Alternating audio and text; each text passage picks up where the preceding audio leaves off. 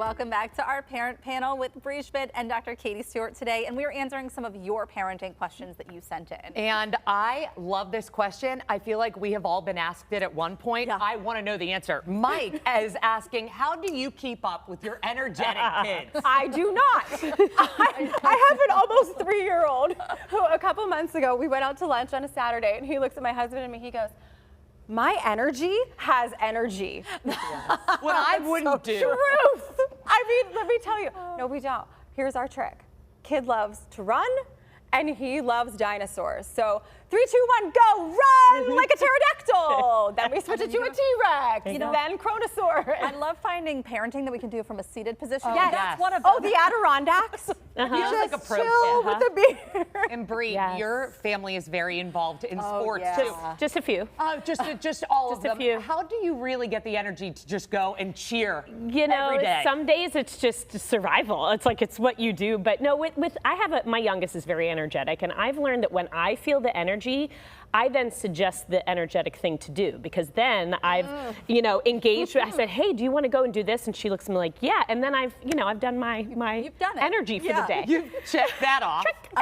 Kim asked a little bit of a tricky question, and this is for some older, maybe even adult children. Kim asked about toxic relationships with partners and how you prepare your kids for relationships, because if we're mirroring the right way, they are going to see a healthy relationship, but they may not engage in something like that when they get older. Well, you're exactly right. And obviously, I just said my son's only going to be 3, but we need to model a good relationship. And I will tell you, though, we all know I love my parents, right? And my dad has even said to me at sometimes, we can't be your standard because the relationship is so good. Yeah. But they were able to have arguments in front of us, too. And I think that's really, really important. I actually had someone say once that they got into their first argument with a significant other and thought the relationship was over because they had never seen a healthy resolution. So I do think we have to think a lot about modeling what implicitly is learned. And also, this may sound a little crazy, Eli is already learning about consent.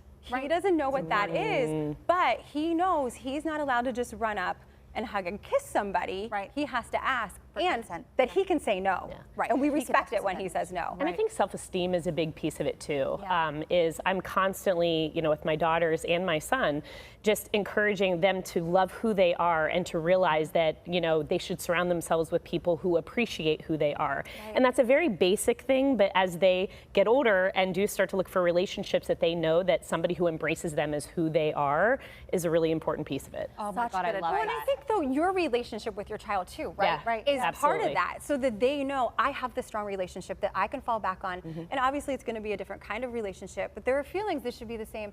And I can go talk to mom if I'm Exactly. having Right. something feels Exactly. wrong. Yeah. And I think that we need to take that pressure off us as parents as well, because I have seen many children thrive in divorced marriages who have people who, don't have, let's say, the best relationship that they grew up in to watch. And remember to take that pressure off, because we are raising independent humans as well. Yeah. I think Absolutely. there's we just keep talking about pressure. There's a lot of pressure. We need to take some off. Now, Dennis wants to know, again, something that I do as well. How do you prevent your kids from using the furniture as napkins? Quickly, of course. Again, we're supposed to. Right. What? I feel like it's just it's what parenting is. How do we keep my kids from doing the thing that we don't want them to do? I don't know. You just do, but Modeling, but also I will say this will backfire 50% of the time, but I'll say I will do it myself and be like, how does Mommy Locke do it? Like, is that funny? But then Sure, backfired. 50-50, he might be also doing it even more. There's a teachable moment in there Yes, too. ladies. Honestly, it surprises me every single day.